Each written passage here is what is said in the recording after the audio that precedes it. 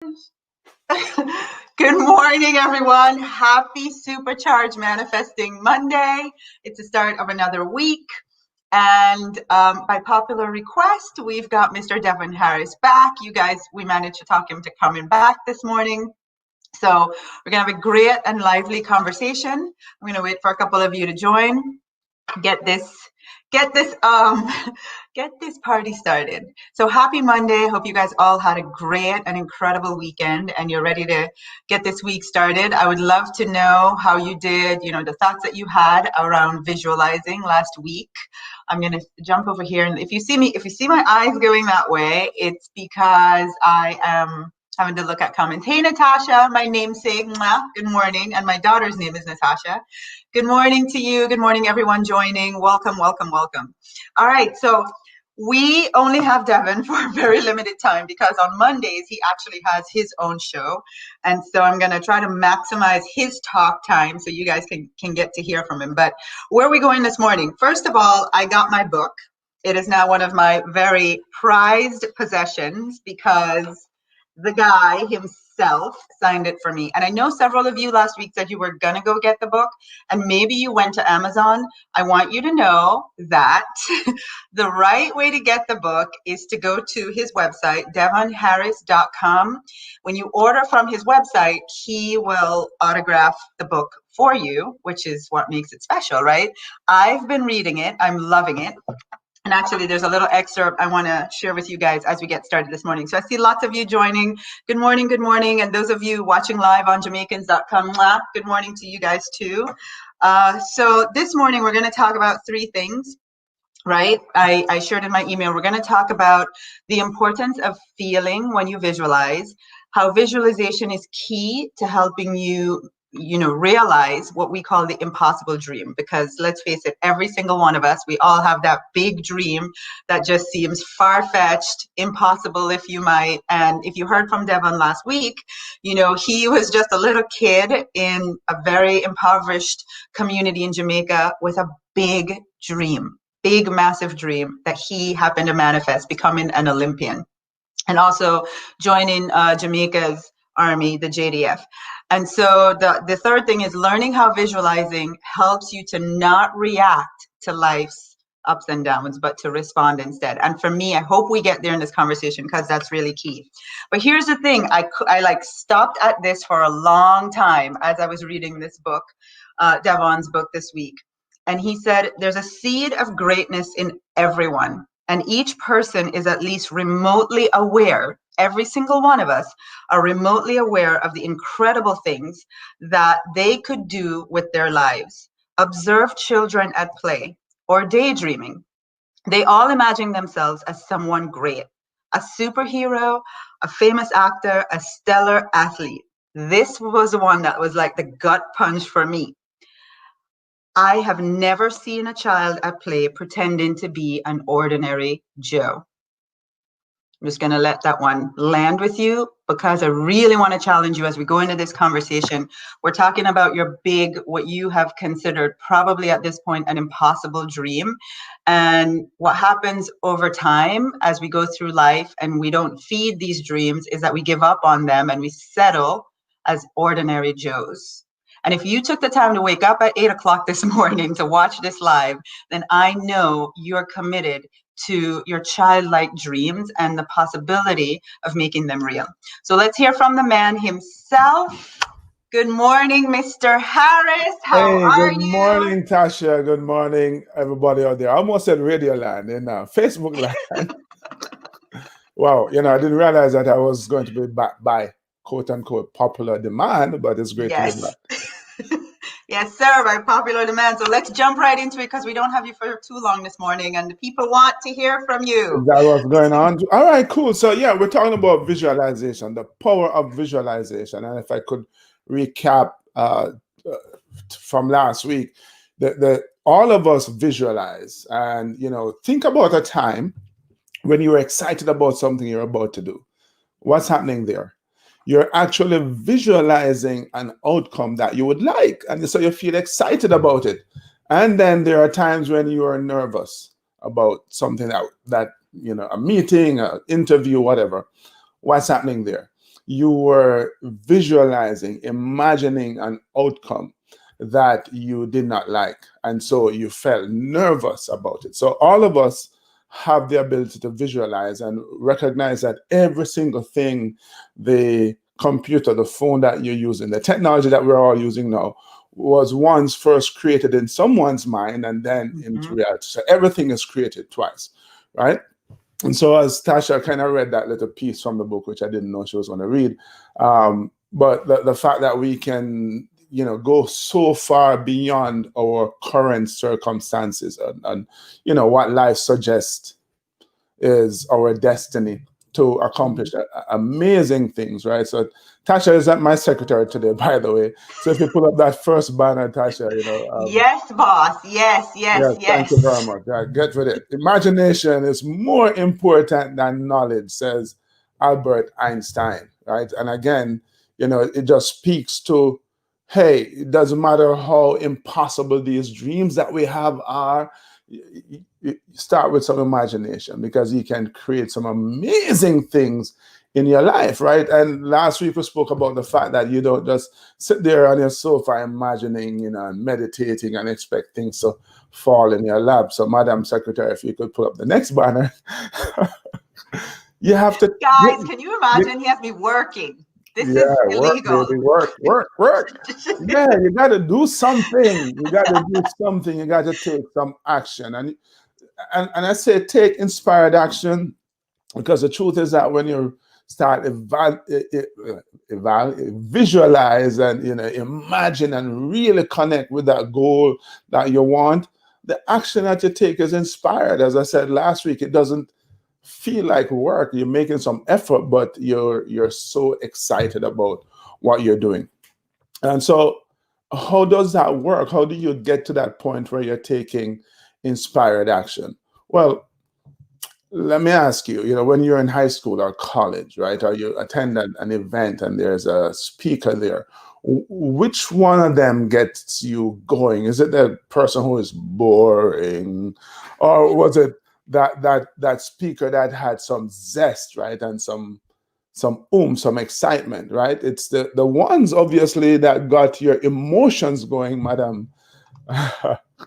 Got it. Got you. Right? It's emotions. And so, our feelings, right? You have to really connect with that which you are dreaming about, that which you like to accomplish in your life, right? So the next banner there, I write emotions as E-motions, right? Because the E is really energy in motions. Your feelings is energy in motion because everything is energy. And so what you want to do, what you're working on doing is trying to connect emotionally with that crazy dream that you have down the road. Without the emotion is really, or the feelings is a bridge between where you are and that thing that you're trying to manifest in your life. And whether, regardless of what the goal is, it could be, I don't know, a job, a relationship, a house, a car, or a performance like that many of us athletes, we use visualization to kind of cement and help us to perform at an optimal level.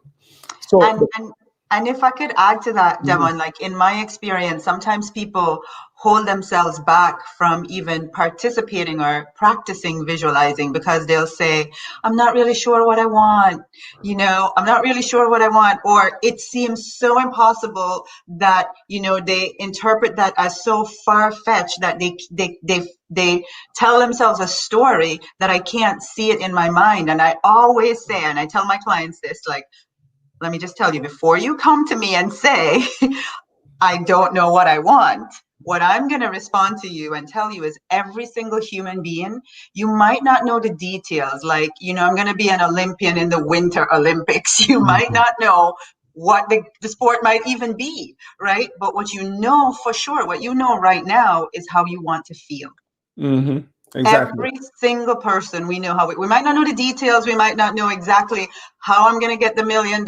We might not know, but what we do know is how it's going to make us feel. And when you visualize, if you can really focus on tapping into what like you said, the emotions, the feelings, Yeah. And, you know, a couple of quick points on what you just said. You know, you don't have to know. That's You don't really, you know, I remember, and this is just things I used to do even without all of this learning that I have now. But I remember, like, God, I want to get in the army. God, I want to be on this bobsled team. How am I going to do it? I don't know. Was how I would answer that question. I just have to, and I didn't realize even in that moment that I was applying this emotion, this energy in motion to this desire that I had. The other thing about that, which relates to what Tasha just said, was that I knew exactly what I wanted. And that's the challenge with so many of us, where we spend all this time visualizing and we wonder, why am I not getting what I want? Because you keep changing your mind. Imagine you roll up to Oh, don't call us out like that. It's only no, 8 o'clock in the morning, Devon. Don't call us out like that. Imagine you roll up at one of those windows, right? The takeout windows, what do they call them? Drive Um, through, drive through. Drive through, pardon me, drive through. It's early on a Monday, and you order something, a sandwich, like whatever, and then they run off to go get it, and then in the interim you change your mind, so they have to run back again, and that's what's happening. You keep changing your damn mind, and every time the universe runs off to go get that thing what you want, the house, you know. I changed my mind. I changed my mind. Oh, Jesus. So guess what? You're driving yourself crazy. You're driving the universe even crazier. So, so stop Pause. changing. Please write that down. Am I driving the universe crazy? Yeah, I just came up with that one. But That's a good one. but It's a very deep self-reflection. Let me just tell you, you what we say in Jamaica. Oh, there's a saying. You're calling me out. That's all I have to say. You are calling me out this morning. So yeah, anybody else feeling like that, just let's reflect. Like, am I driving the universe crazy? yeah. So yeah, so it comes down to emotions, right? So when you are visualizing, you have to kind of think from the end. You know, Stephen Covey talks about beginning with the end in mind. You have to imagine yourself now living this life that you're dreaming about. You know, so next banner there, and think about how you would feel if you achieve this thing, right? How are you going to feel? Are you going to feel, next banner, happy? Are you going to feel joyful? Are you going to feel accomplished? Are you going to feel grateful? You know, whatever it is, think about how you would feel achieving this thing that you're trying to achieve. Why is that important? And that's very different, by the way, from motivation, because I talk about motivation all the time, you know, connecting with the reason why this goal is important to you. This is kind of like next level, because in the end, if you think about it, everything that you do, next man, Natasha, the final one, I promise. But every single thing that you do for one reason and one reason only. You want to feel good. So, Everything you do, you you know, do if because you want to you feel good. curse somebody off, why the hell you curse them out? Because they thought it would make you feel better in the end, right? The goal, the house, the car, the new dress, whatever. You know, we know ladies are pretty good at going shopping, right? Why? Because I think it's going to make you feel better. Truth. And so when you're visualizing, when you're thinking about that thing, right? That, and of course you'd have decided, hey, this is what I want, and you start thinking about how it's going to make you feel grateful, happy, accomplished, whatever it is, whatever emotion you attach to it. In the end, it's because in your mind, accomplishing this thing is going to make you feel better. And so you have to connect with it emotionally. I was reading recently, Tasha, about the heart brain coherence. Um, and I would encourage you guys to go read up on it. You know, that a guy, Dr. Joe Dispenza, I ran into We him. love Joe. Oh, cool. So I'm preaching to the choir, right? And what was interesting was in all the stuff that I've read and listened, you know, that the heart has this outsized role in our lives that just beyond what we thought. It just pump blood. No, the heart electromagnetically is so much more powerful than the brain.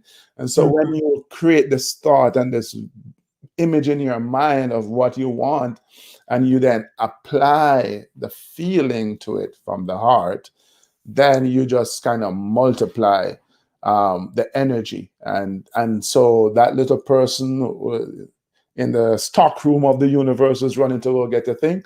The more intense, the stronger those emotions are, the clearer the message is to those people.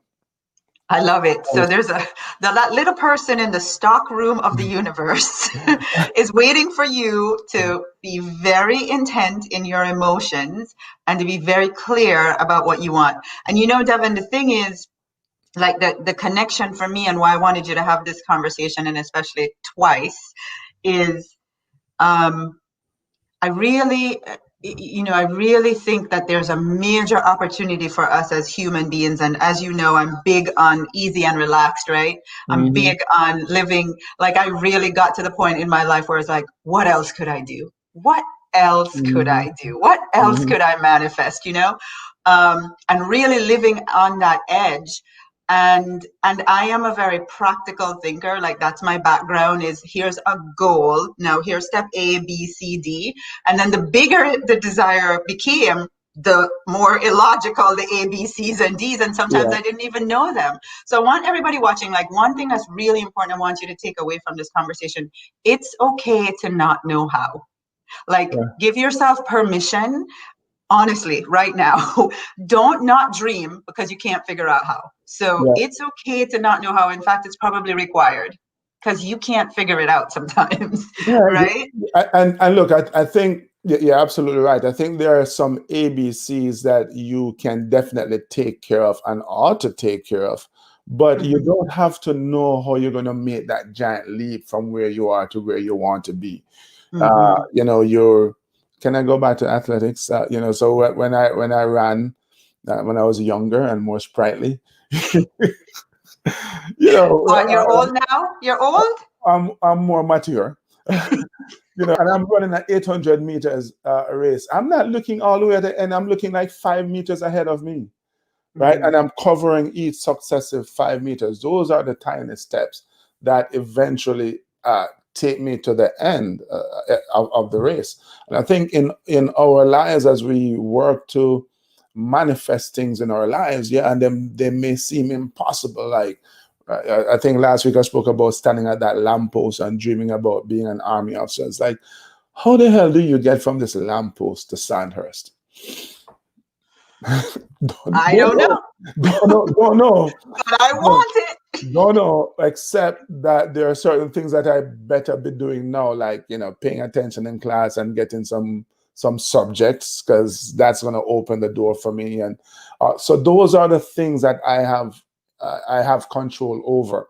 All right. And those are the things I can take inspired action, right? Recognizing that if I do my part, the universe is going to do its part as well. And the thing I love about your story is, like, you took care of the stuff you could take care of.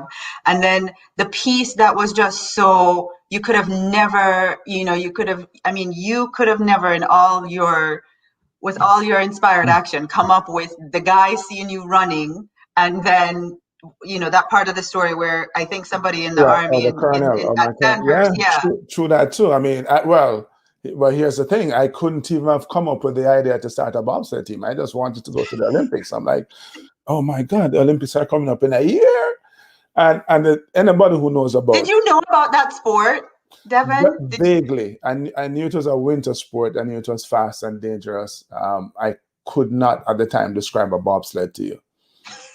Right? Talk about not needing to know how. Exactly. Didn't know what it looks like. And then, so it's just like one of those things when you go, okay, I'm going after this, right? Because I look back now and I realize I actually stood a better chance of qualifying for the Winter Olympics as opposed to the Summer Olympics back then. But I didn't know that. And that's, again, the wonderful things about dreams and visualizing. You don't have to know. You don't have to know. You just have to go after it. And that's what I was doing. And yeah, the universe like, oh, I have a cool idea for you. And so these two guys who I've never heard of before, came up with this idea to start a sport that I've only like I knew existed, couldn't describe, and the rest is magical, right? But it's not magical like a show in Vegas. It's like it really requires, yeah, that inspired action that we spoke about last week and we spoke about this week. Because had I not been taking those actions, these other opportunities wouldn't have arisen. Right. It just doesn't happen. Oh my gosh. I'm watching the time. I'm so nervous because there's so much I want to say. So I see that we have a lot of people on. I just want to say again, please go get Devon's book. It's best if you go to his website, which is now up here, devonharris.com. You will get it autographed by the man himself. Like, this is going to be, put up on a little ledge in my office. I love that I have one of those. And I want every one of you to have one for yourself. So devonharris.com and get his book. One of the things that we teach from the Science of Getting Rich is when you do your part, so you visualize, you really get into the emotions. It's like there's a chapter and it talks about things begin to happen for you. Like me, Miss Easy and Relax, like that's my favorite thing. It's like I do my part, and then things begin to happen for you. The minds of people everywhere begin to move towards the manifestation of your desire. Like he didn't even know about bobsledding, barely knew about it. Some guy over here sees him running and recommends him for a team to two guys he doesn't even know about. I mean, think about all the combinations that came together that were completely all outside of Devon and nothing that he even knew existed. To me, this is a superpower. To be able to visualize and then have the little stock taker of the universe go take care of all the moving parts for you. I wonder, why aren't you doing it? Why? What can you look in the mirror and say to yourself, this is why I'm not utilizing this power? Yeah. So I want you guys to think about that. And then I want everybody watching, like Devon said, before we go this morning, and I'll have one last question, Devon, but before we go, like your big impossible dream, just stop for a moment. I see a few of you type, but I would really love for you to just type in the comments, what is the feeling that you know right now it is going to give you to have this become a reality? Like whatever your most impossible dream, maybe you've given up on it. It doesn't really matter this morning. I don't care where you are with it. Bring it back, dust it off, and then just be honest. What would it make me feel to have it manifest? So Devon, one of the stories that you shared with me was, because you visualize when you're going through those crazy turns in the bobsled, like it really helped you to not react, right? Because I can imagine you're still a human being, right? So here comes this sharp turn and everything in your body is going, jump out of this thing, you're going to die. What are you doing? Yeah.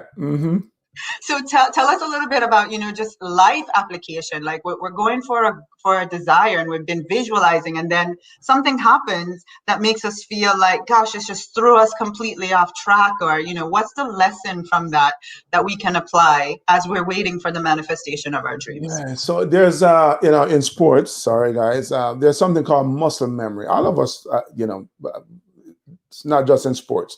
But because you have done something over and over again, you just know how to put the toothpaste on the brush and brush it. You don't even think about it. It's like muscle memory. And I think, visualization creates a kind of muscle memory in us as well. So as you are thinking about that sales meeting or that interview or that business meeting, you're going to go pitch. As you visualize that, what you're doing is experiencing that that event in your mind, right? And the thing about your subconscious mind is that it doesn't have a clue about when something is real versus when it's imagined. And that's why people get so scared when they watch scary movie, right? They're sitting in their sofa at home and their heart is racing, right? I know what scary movies. For different reasons, not because I'm scared. Let's not waste time talking about that. So the application from visualizing driving a bobsled is what it taught me is like, hey, or what it reinforced in my mind in a way is that, hey, whatever event I am after, whatever thing I want to do, if I just keep visualizing how I'm going to perform, my body will remember what to do and will act in that moment, no matter how, nervous I am. So I was away from the sport for about 4 years, and I'm going back to Calgary now, 1996. So I saw somebody said they watch a team in Lillehammer. I wasn't there. I was here in the US. So 92 to 96, no bobsledding. But I imagine driving that track in Calgary all this time.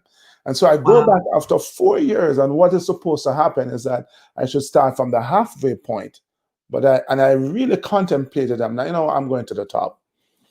It was like I'd never, and people were like, I don't know, that's such a good idea. It was like I'd never left. Wow. And they're like, wow, you just went right back to the top. I'm like, yeah, because I'd been there in my mind all these years. So it really, these are the experiences that I've lived, and I know that it really works. Somebody says, I tell you, he's a real Benjamin of Jamaica. a real Benjamin. You have to go. That one went. I know we need some cultural translation, Winston. Yeah, exactly. We're not really sure, neither of us, what that means. I know it's a compliment. I take it. Respect. Respect. Devon, I know you have to run. Thank you so much for being on this morning, and thank you again. And I'm issuing a challenge to you guys. Dust off your impossible dreams. Really look at yourself in the mirror. You have the tool. You literally are at the drive-through window. What do you want? Like that. I'm going to have to write that one down. Write it down. But absolutely, she's absolutely right. So, hey, go get it, man. As I say always, keep on pushing. Yep. And you know what? Hang on a second.